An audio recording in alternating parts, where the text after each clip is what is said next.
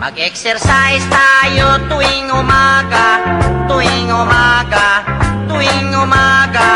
Mag-exercise tayo tuwing umaga upang ang katawan natin ay sumigla. Mag-exercise tayo tuwing umaga, tuwing umaga, tuwing umaga. Mag-exercise tayo tuwing umaga upang ang katawan natin ay sumigla. Pag sa gabi, maaga kang matulog, sa umaga, maaga kang gumising at agad mag